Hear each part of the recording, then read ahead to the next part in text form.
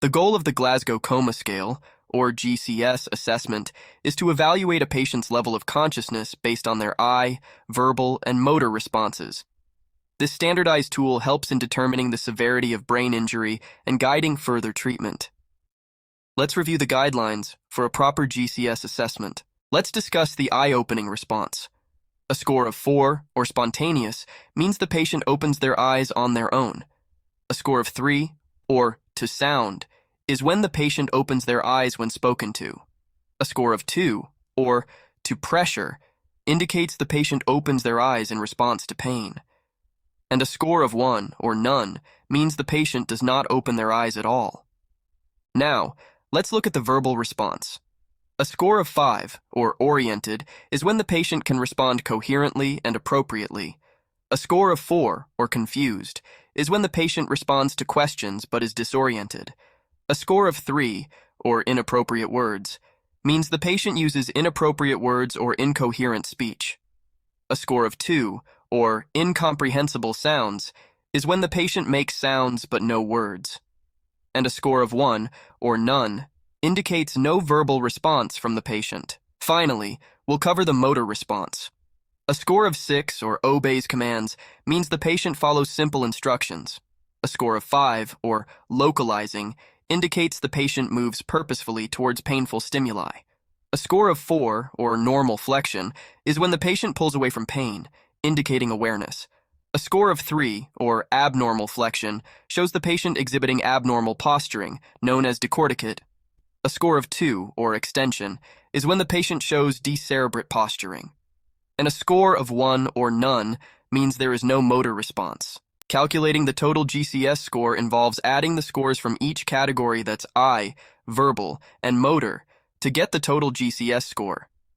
This total score is crucial as it helps in assessing the patient's level of consciousness and guides further medical intervention. Now, let's talk about the Apgar score, an objective tool used to quickly evaluate the physical condition of a newborn immediately after birth. It assesses 5 criteria to determine the newborn's immediate need for further medical intervention. For appearance, which refers to skin color in the Apgar score assessment, the ratings are as follows. 2 points are given if there is normal color all over, including hands and feet, which are pink. 1 point is given if the body has normal color, but the hands and feet are blue. And 0 points are assigned if the baby is blue-gray or pale all over. Let's discuss pulse, or heart rate. A normal pulse is above 100 beats per minute, scoring a 2. A pulse below 100 beats per minute scores a 1. And a score of 0 is given when there is no pulse. Moving on to the grimace response, related to reflexes. A score of 2 is assigned when there's pulling away, sneezing, or coughing with stimulation. A score of 1 is for facial movement only, that is, a grimace with stimulation. And if there's no response to stimulation, it scores 0. Now, let's examine activity, focusing on muscle tone. An infant exhibiting active, spontaneous movement scores a 2. If the arms and legs are flexed with little movement, that scores a 1. And a score of 0 is given for no movement when the infant is floppy. Respiration, focusing on breathing rate and effort.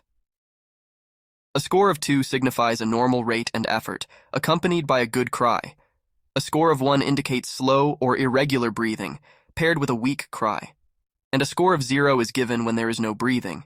It's absent. Now, let's talk about calculating the total Apgar score.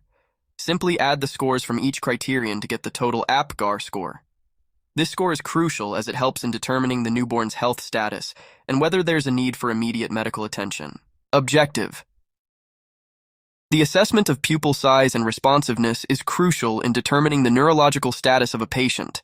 This assessment helps in identifying potential brain injuries or other medical conditions affecting the brain. Pupil size. Measure the size of both the right and left pupils using the scale provided, ranging from 1 mm to 9 mm. Pupil responsiveness. Brisk pupils constrict quickly in response to light. Sluggish pupils constrict slowly in response to light. Non-reactive. Pupils do not constrict in response to light. Accommodation. Yes. Pupils change size when focusing on near versus distant objects. No. Pupils do not change size when focusing on near versus distant objects. Recording findings. Document the size, responsiveness, and accommodation of both pupils. This information helps in assessing the patient's neurological status and identifying any abnormalities that may require further medical attention.